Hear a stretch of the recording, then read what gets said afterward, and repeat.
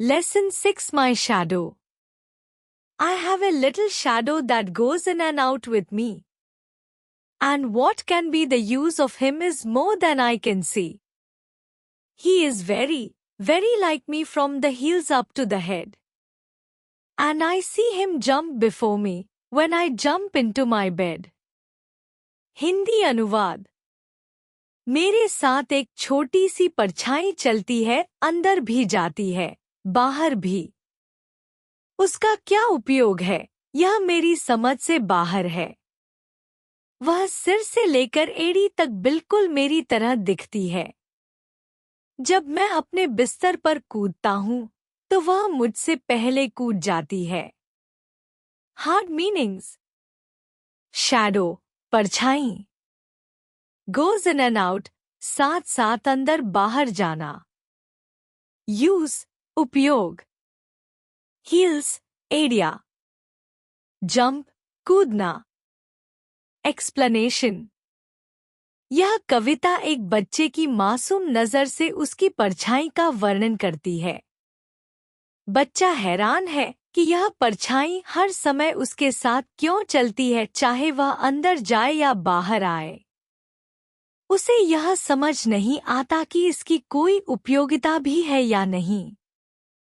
परछाई उसकी हूबहू नकल करती है, सिर से लेकर एड़ी तक। जब वह बिस्तर पर कूदता है, तो उसे ऐसा लगता है कि परछाई पहले ही कूद चुकी है। यह बच्चों की कल्पनाशीलता और जिज्ञासा का सुंदर चित्रण है। The funniest things about him is the way he likes to grow. Not at all like proper children, which is always very slow. For he sometimes shoots up taller like an India rubber ball. And he sometimes gets so little that there's none of him at all. Hindi अनुवाद। उसकी सबसे मजेदार बात यह है कि उसे बढ़ने का अजीब सा तरीका पसंद है। बिल्कुल वैसे नहीं जैसे असली बच्चे धीरे धीरे बड़े होते हैं। कभी कभी वह अचानक इतनी ऊंची हो जाती है जैसे रबर की गेंद उछल रही हो। और कभी कभी वह इतनी छोटी हो जाती है कि ऐसा लगता है जैसे वह है ही नहीं। Hard meanings. फनीएस्ट, सबसे मजेदार। प्रॉपर, सही। शूट्स अप, तेजी से बढ़ना। इंडिया रबर बॉल, रबर की गेंद। नन ऑफ हिम, उसका कोई हिस्सा नहीं दिखता। एक्सप्लेनेशन। बच्चा अपनी परछाई की लंबाई छोटाई को देखकर चकित है। उसे यह बहुत अजीब और मजेदार लगता है कि परछाई कभी बहुत लंबी हो जाती है तो कभी गायब ही हो जाती है। वह इस तुलना को बच्चों के बढ़ने की प्रक्रिया से जोड़ता है, जो धीरे धीरे होता है, लेकिन परछाई एक रबर बॉल की तरह अचानक ऊंची हो जाती है। यह पंक्तियां इस बात को दर्शाती हैं कि बच्चे कैसे छोटी छोटी चीजों में भी मस्ती और चमत्कार ढूंढ लेते हैं। He hasn't got a notion of how children ought to play, and can only make a fool of me in every sort of way. He stays so close beside me, he's a coward you can see. I'd think shame to stick to Nursey as that shadow sticks to me. Hindi अनुवाद। उसे यह बिल्कुल समझ नहीं है कि बच्चों को कैसे खेलना चाहिए, और वह हर तरह से मुझे मूर्ख ही बना सकता है। वह इतना चिपक कर मेरे साथ रहता है जैसे कोई डरपोक हो। मैं तो शर्मा जाऊं अगर मैं नर्स के साथ इतना चिपक जाऊं जितना वह परछाई मेरे साथ चिपकी रहती है। Hard meanings. नोशन, समझ। ought to, करना चाहिए। मेक ए फूल, मूर्ख बनाना। कवर्ड, डरपोक। स्टिक टू, चिपके रहना। नर्सी, देखभाल करने वाली। एक्सप्लेनेशन। बच्चा अपनी परछाई की आदतों पर मजाक करता है। उसे लगता है कि उसकी परछाई को खेलना नहीं आता, बल्कि वह तो हर बार उसे मूर्ख बना देती है। वह कहता है कि परछाई इतनी चिपकी रहती है जैसे डरपोक लोग किसी के पीछे छिप जाते हैं।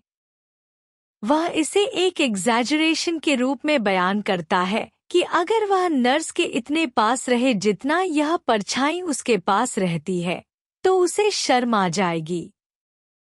यह पंक्तियां हास्य और बाल सुलभ कल्पनाशीलता से भरी हुई हैं। One morning, very early, before the sun was up, I rose and found the shining dew on every buttercup. But my lazy little shadow, like an errant sleepy-head, had stayed at home behind me and was fast asleep in bed. Hindi अनुवाद। एक सुबह बहुत जल्दी, जब सूरज भी नहीं उगा था, मैं उठा और देखा कि हर बटरकप फूल पर चमकती ओस पड़ी थी। लेकिन मेरी आलसी सी छोटी परछाई, जैसे कोई घोर नींद में डूबा हुआ आलसी, घर पर ही रह गई थी और बिस्तर में गहरी नींद में सो रही थी। Hard meanings. रोज उठ गया। शाइनिंग ड्यू चमकती हुई ओस। बटरकप एक पीले रंग का छोटा फूल। लेजी आलसी। एरन स्लीपी हेड घोर नींद में रहने वाला। फास्ट अस्लीप गहरी नींद में। एक्सप्लेनेशन। इस अंतिम अंश में बच्चा बताता है कि एक सुबह वह बहुत जल्दी उठ गया, सूरज उगने से पहले। उसे प्रकृति की सुंदरता ओस और फूलों की चमक देखने को मिलती है, लेकिन उसकी परछाई उसके साथ नहीं थी। वह यह सोचकर उसे आलसी कहता है, जैसे वह नींद से उठी ही नहीं और घर पर ही रह गई हो। यह बाल सुलभ कल्पना और हास्य का सुंदर उदाहरण है, जहां बच्चा परछाई को एक जीवित साथी की तरह समझता है और उसकी गैरहाजिरी पर भी एक कहानी बना लेता है। निष्कर्ष। इस कविता में एक बच्चा अपनी छाया, शैडो, के बारे में बातें करता है जो हर समय उसके साथ रहती है। वह कहता है कि वह जब अंदर जाता है तब छाया भी जाती है, और जब बाहर आता है तो छाया भी उसके साथ होती है। उसकी छाया बिल्कुल उसकी तरह दिखती है, सिर से लेकर पैरों तक। बच्चा अपनी छाया की तुलना चिल्ड्रन से करता है, लेकिन कहता है कि वह बिल्कुल अलग है। कभी उसकी छाया बहुत लंबी हो जाती है, जैसे कोई रबर की गेंद उछल रही हो, और कभी इतनी छोटी कि दिखाई ही नहीं देती। वह कहता है कि उसकी छाया को सही तरह से खेलना नहीं आता और वह उसे मूर्ख जैसा बना देती है। कविता में वह बताता है कि एक सुबह जब वह जल्दी उठकर बाहर गया तो उसे हर जगह ड्यू दिखा, लेकिन उसकी छाया इतनी लेजी थी कि वह उसके साथ बाहर नहीं आई, बल्कि अभी भी बेड में सोई हुई थी। इस कविता में इमेजिनेशन, चाइल्ड लाइक क्यूरियोसिटी और नेचर ऑब्जर्वेशन को खूबसूरती से प्रस्तुत किया गया है। List of antonyms. इन अंदर, आउट बाहर। लाइक जैसा, अनलाइक असमान। हेड सिर, फुट पाँव। फनी मजेदार, सीरियस गंभीर।